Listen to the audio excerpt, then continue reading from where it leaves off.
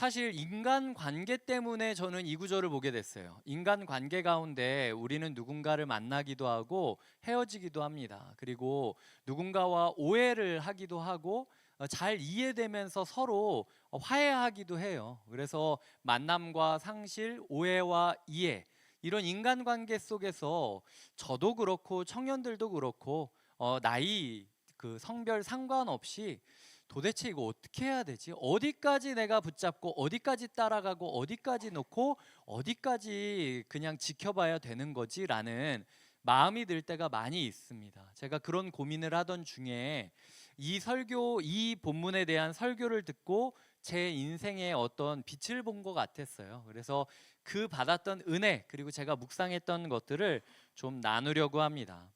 오늘 본문에서요, 바울은 죽다 살아납니다. 말 그대로 죽다 살았어요. 왜냐하면은 바울이 지금 성 안에서 돌에 맞았거든요. 성 안에서 돌에 맞았는데 원래 유대인들은 일반적으로 돌을 던질 때는 무조건 성 밖에서 던져요. 시체는 부정한 곳에 있어야 되지 정결한 성 안에서 시체가 발생하면 안 되기 때문에 무조건 시체는 밖에서 만들려고 성 밖에 끌고 나가서 때렸단 말이에요. 근데 지금 마음이 너무 급하니까 일단 죽이고 보자는 식으로 바울에게 돌을 던졌어요. 바울을 돌을 던져서 죽인 다음에 한 사람이 이제 바울의 시체를 잡고 끌고 가고 있는 거죠. 당시 유대인들은 시체를 붙잡는 것을 굉장히 불경한 것으로 여겼습니다. 시체 붙잡는 사람은요, 며칠 동안 따로 처박혀 가지고 정결 예식을 치러야만 회복이 되는 사람이에요. 그러니까 이 바울의 시체를 끌고 갔던 이 사람은 굉장히 열성분자였던 거죠. 내가 7일 동안 자가격리한다 할지라도 바울 시체 내가 버리고 만다.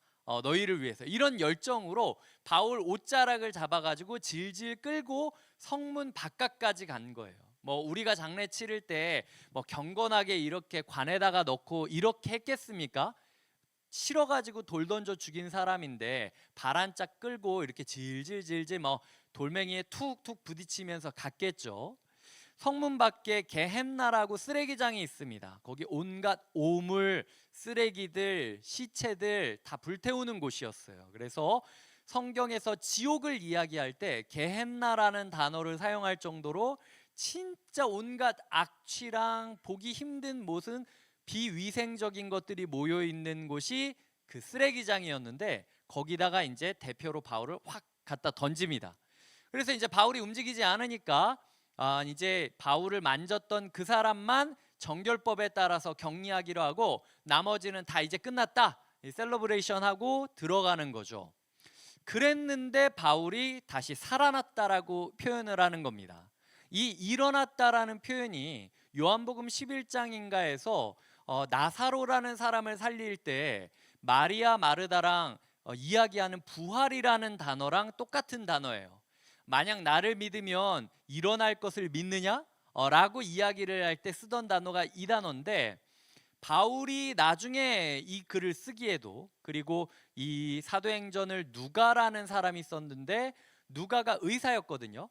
의사였던 사람이 진단을 하기에도 100% 죽은 사람이었는데 어떻게 저 쓰레기 더미에서 응급처치도 안 받았는데 일어나지? 라는 느낌이 들 정도로 갑자기 죽었던 사람이 일어나게 되는 모습을 그리고 있다라는 거죠.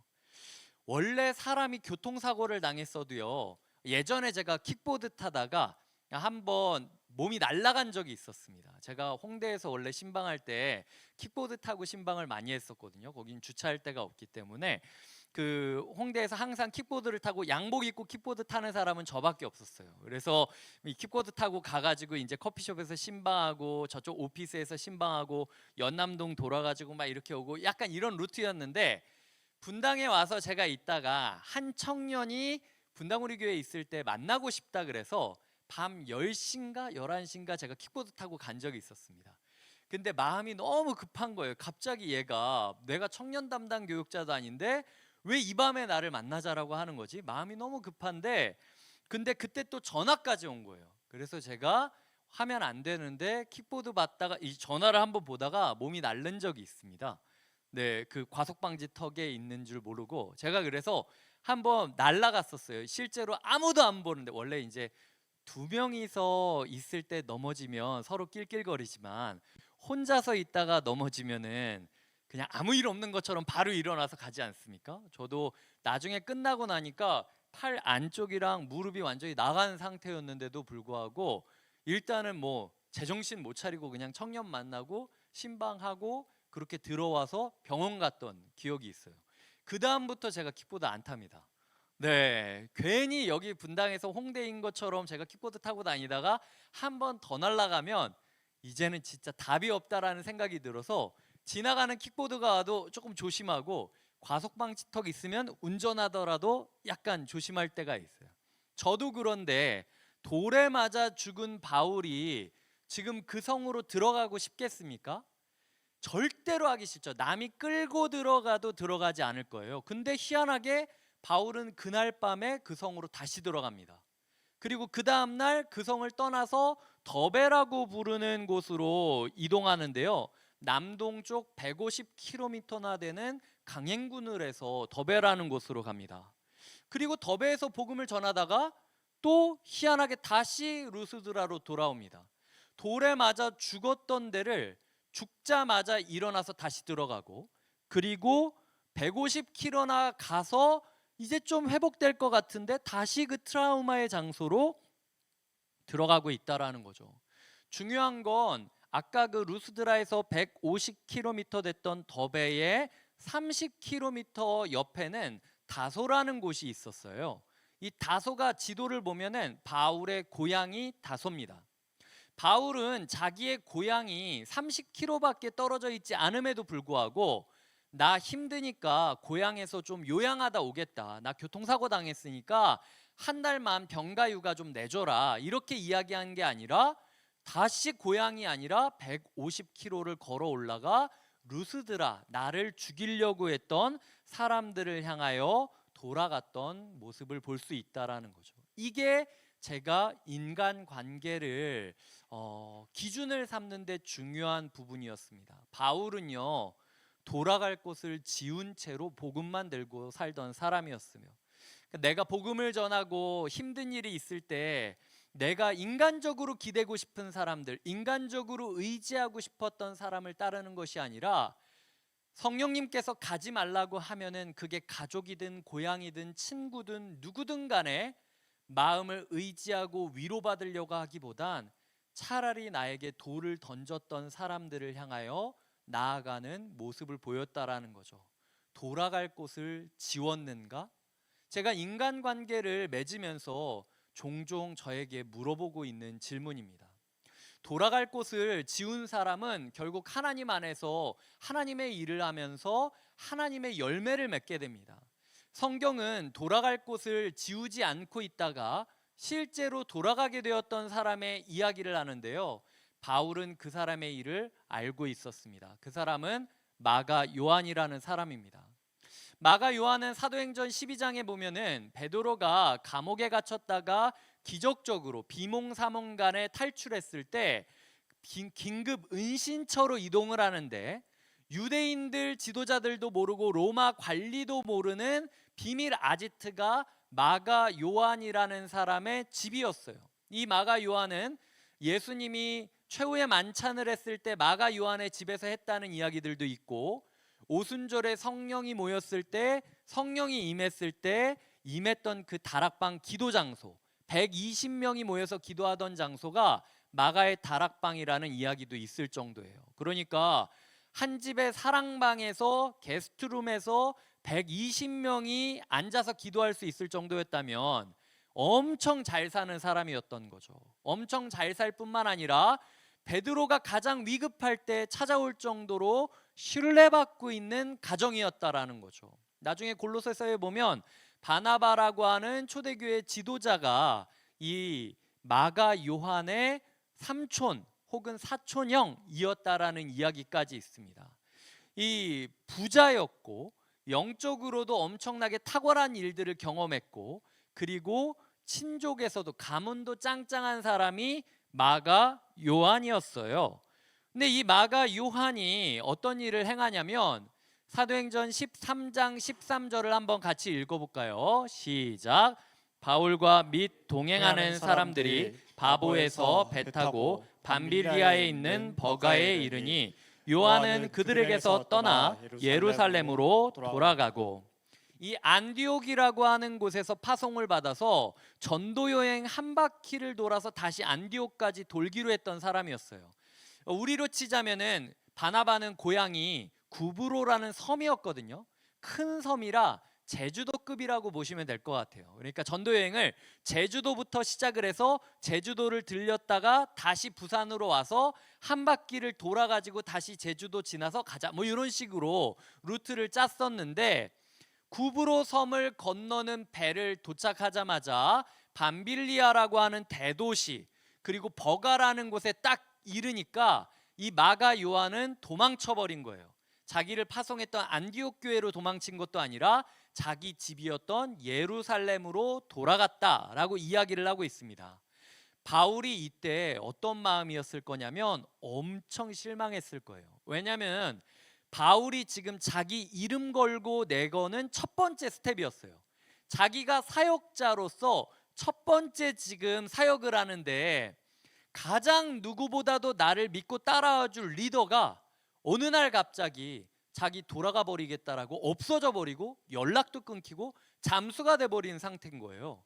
그때 사역자로서 마음이 어떨까? 특별히 이 마가 요한은 모든 사람들한테 예쁨 받던 사람이었어요. 베드로도 좋아하고 야고보도 좋아하고 바나바도 좋아하고 다 좋아해. 근데 바울은 아직까지도 사람들이 이방인으로 여기고 있던 사역자였어요. 너 진짜 사역 제대로 하는 거 맞아? 우리가 너 믿을 수 있어? 너 믿고 따라가도 돼? 이런 이야기를 하던 게 지금 바울이 전도 여행을 하던 첫 번째 스텝이었단 말이죠.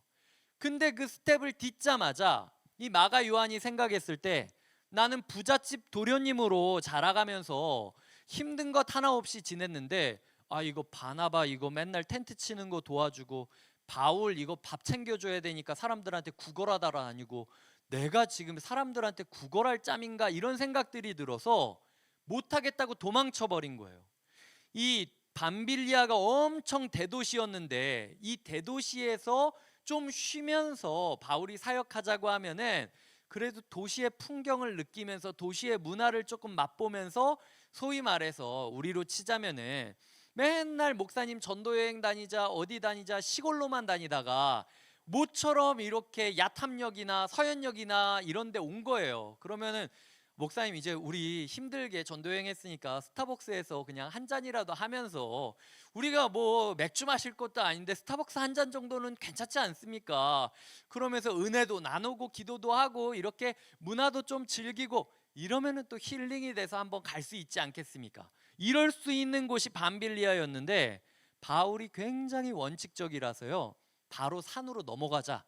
지금 이 야탐역이 무슨 일이냐, 율동공원 가야 된다, 우리 전도해야 된다, 뭐 이렇게 얘기하는 거예요.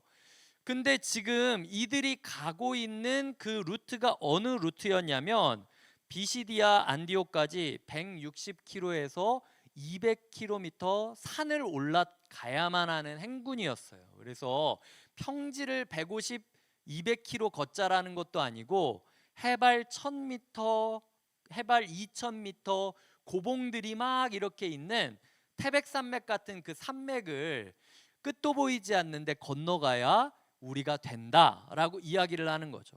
제주도에서 부산 왔는데 양양에서 우리 좀 서핑도 하고 좀 문화도 즐깁시다 이런 게 아니라 그냥 그 행군도로 따라서 끝까지 북한까지 올라가야 된다고 얘기하니까 얼마나 진짜 바울은 사역을 몰라.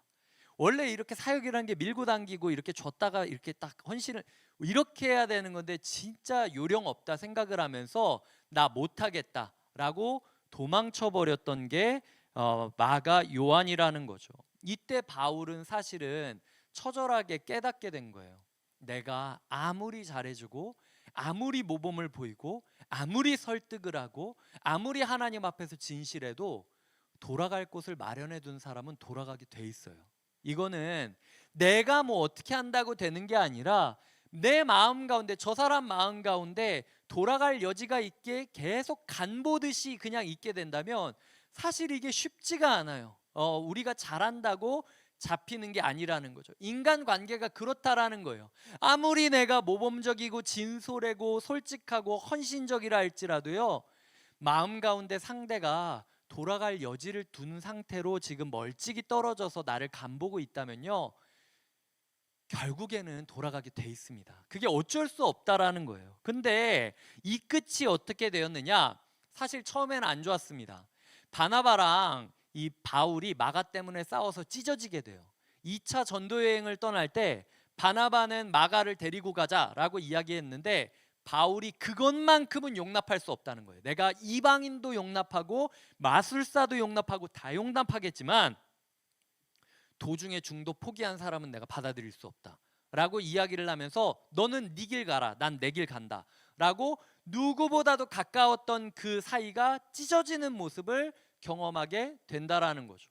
근데 보시면은요, 마가 때문에 지금 찢어지는 건데 원래 우리가 이렇게 한 사람 때문에 편먹고 찢어지게 되면 어떻게 됩니까? 있는 말 없는 말 다 지어내면서 뒤에서 욕해요. 근데 바울은 바나바에 대해서 험담하지 않고요, 바나바도 바울에 대해서 험담하지 않습니다. 왜냐면은 이 사람들은 그냥 나는 내 신념을 따라가고 너는 네 신념을 따라가지만 우리는 하나님 나라 백성이니까 언젠가 만나야 될 일이 있다면 함께 또 동역할 거다. 하지만 지금은 아니야.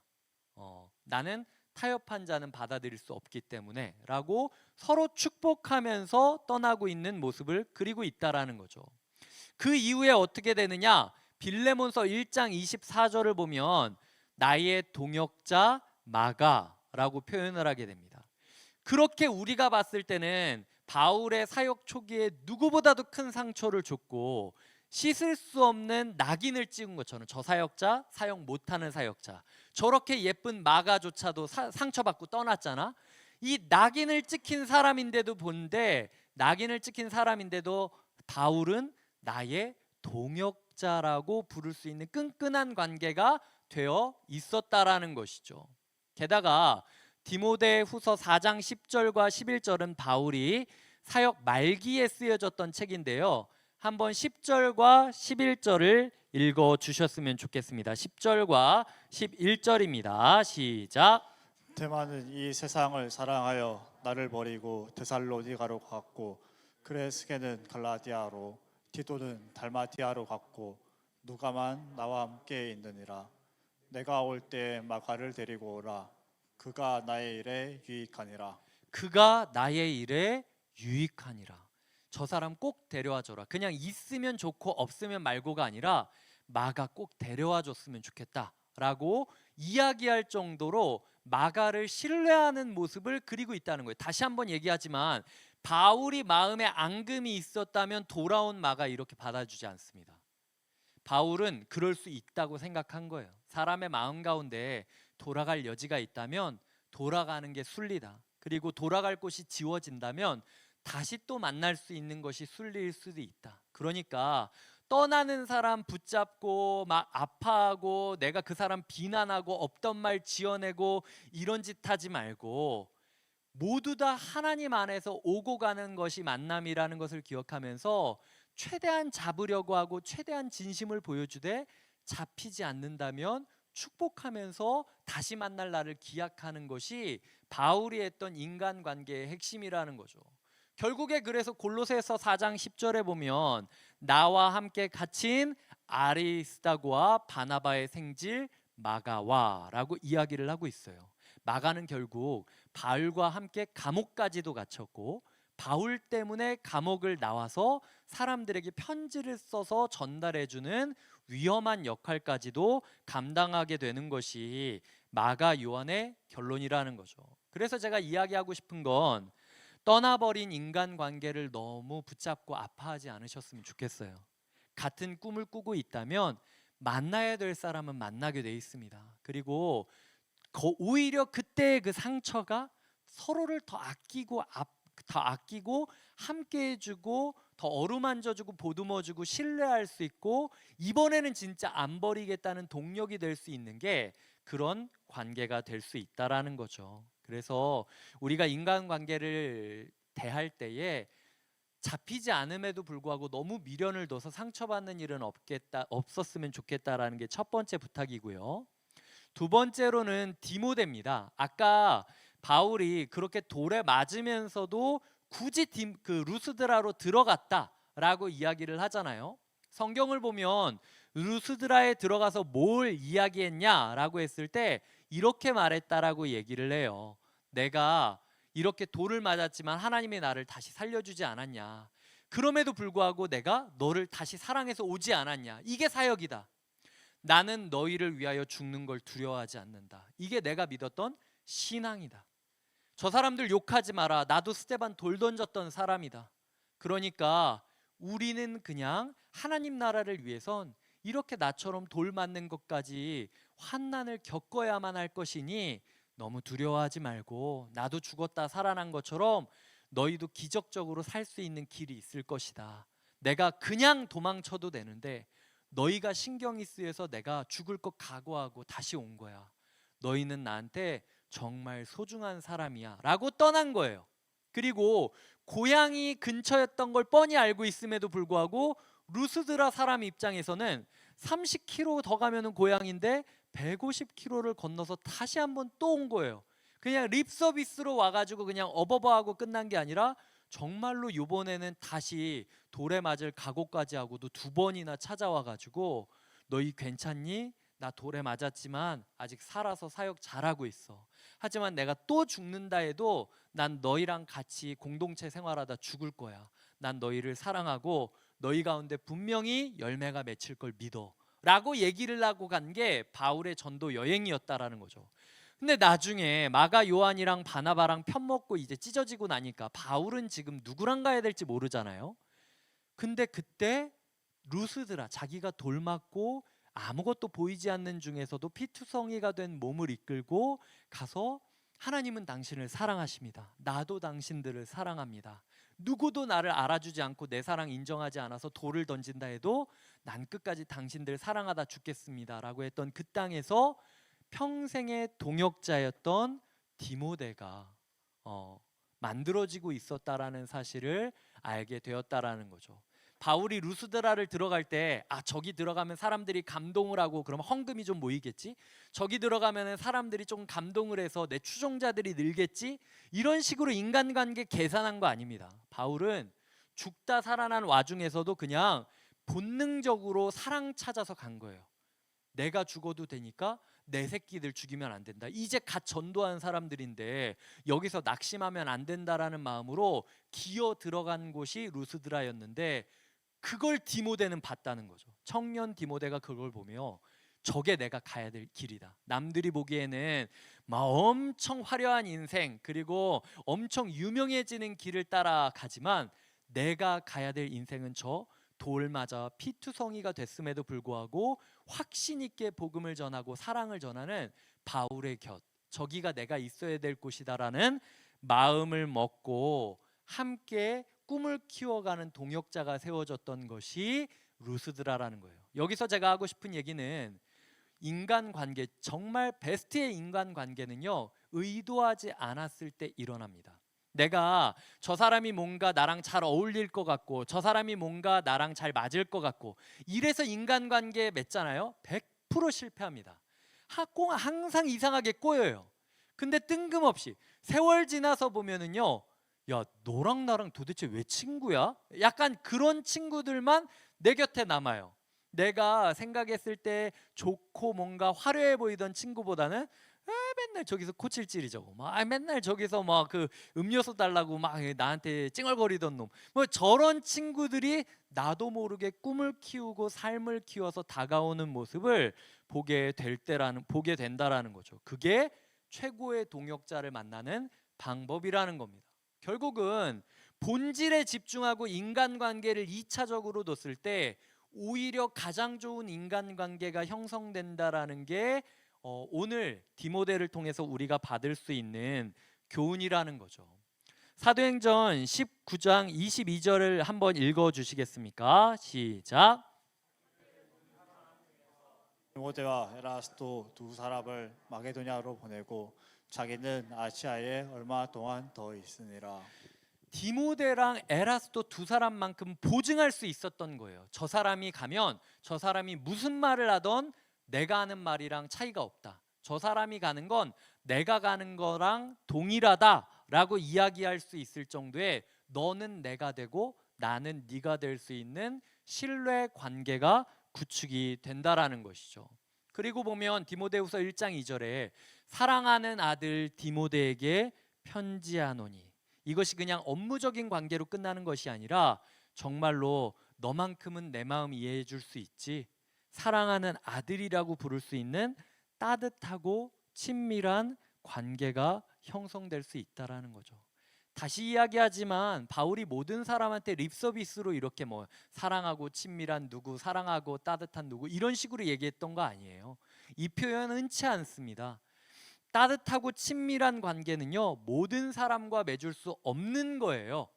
결국 인생에 한 명, 두 명 나올까 말까의 관계라는 거죠. 그걸 어떻게 받았다고요? 돌아갈 길을 끊고 하나님만을 위해서, 복음만을 위해서 가야 할 길을 갔을 때 나도 모르게 형성되는 관계가 바로 이런 영적 전투를 함께 할 수 있는 친밀한 관계라는 거죠. 세 번째로는 바울의 생질에 대해서 이야기 드리고 싶습니다. 사도행전 23장에 보면 12절과 13절과 16절이 있는데요. 12절, 13절은 제가 읽고 16절은 여러분들이 읽어주셨으면 좋겠습니다. 제가 읽어볼게요. 날이 새매 유대인들이 당을 지어 맹세하되 바울을 죽이기 전에는 먹지도 아니하고 마시지도 아니하겠다 하고 이같이 동맹한 자가 40여 명이더라. 바울의 생질이 그들이 매복하여 있다함을 듣고 와서 영내에 들어가 바울에게 알린지라. 자, 제가 아까 뭐라 그랬죠? 더베에서 30km 정도가 다소했는데도 불구하고 바울은 고향을 끊은 거예요. 하나님이 명하시지 않는다면 나는 연을 끊는다. 근데 오히려 지금 바울이 죽기 전까지는 내가 먹지도 않고 마시지도 않겠다라는 40여 명의 테러리스트들이 함께 모여서 작당 모의를 하고 있던 중이었어요. 하필이면은 그 순간에 누가 있었냐? 바울의 생질, 바울의 조카, 바울의 사촌 동생이 앉아 있었던 거예요. 바울은요, 이제는 다시는 나는 고향 사람들에게 기대도 할 것도 없고 의지할 수도 없겠구나, 하나님이 나를 고향을 떠나게 하셨구나라고 생각을 했는데, 아이러니하게도 나는 가지 않았던 그 고향 내 조카가 내 인생의 목숨을 구해주는 도구로서, 또 다른 동역자로서 매듭짓게 되고 연결되게 되는 모습을 우리는 볼 수 있다라는 거죠. 그렇기 때문에 세 번째로 제가 인간관계에서 이야기 드리고 싶은 거는요, 때로는 내가 복음을 위해서 끊었던 관계라 할지라도요, 아무것도 안 했는데 저절로 딸려 들어오는 사람들이 있어요. 나는 가족들이랑, 저는 사실 사역하면서 뭐 집안 식구들 연락 받아도 아예 그냥 엎어둘 때가 많았고, 사실은 뭐 해도 식구들 경조사나 아니면은 이런 것보다도 오히려 아이들 신방하고 아이들이랑 함께하고 이런 것에 더 시간을 많이 쏟았어요. 근데 실제로 저의 삶을 보면은 제 가족이 형성되고 제 아내와 만나게 되고 아니면은 제 가족들이 저를 대하게 되고 이런 과정들을 보면은 사실 저는 복음 하나 때문에 모든 걸 끊고 달려갔는데, 뒤돌아보니까 가족들이 저랑 같이, 제 친구들이 저랑 같이 다 제가 복음 한가운데 뛰어 있으니까 제가 불쌍하다고 복음의 길로 같이 뛰어든 것들을 보게 돼요. 결국에는 내가 인간관계라는 게 당긴다고 당겨지는 것도 아니고 놓는다고 놓아지는 것도 아니라는 거예요. 그러니까 이제 나는 고향 끝, 그러니까 휴대폰 안에서 갑자기 막 고향 식구들 핸드폰 번호 다 지워버리고 나도 이제 다소는 없다, 막 이런 식으로 얘기하면서 부모님 전화가 오는데도 누구세요? 막 이렇게 물어보고 이러면 전혀 그거를 원하는 게 아니라는 거죠. 그냥 우선순위를 똑바로 하다 보면은 어느새 문득 불현듯 내 동생이 갑자기 교회를 안 다니다가 교회 다니게 된다든지 뭐 이런 열매들이 나올 때가 있다라는 겁니다. 이제 말씀을 맺겠습니다.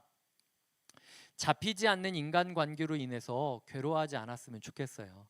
특히 우리 교회 안에서 이렇게 막 수백 명이 있고 수천 명이 있는 게 아니다 보니까 한 사람 한 사람의 말과 뉘앙스와 출석 여부와 행동이 되게 큰 영향을 줍니다. 우리는 너무 서로를 너무 의존하고 너무 의식하고 이러다 보면요, 서로 더 부담되는 관계가 형성됩니다. 그래서 그거 부담돼서 더 나오기 싫고 더 연락받기 부담되고 이거 어디서부터 해명해야 될지 모르고 더 주저하게 되고 이게 악순환이 돼요. 그래서 그냥 서로 그냥 놓을 건 놓으셨으면 좋겠어요.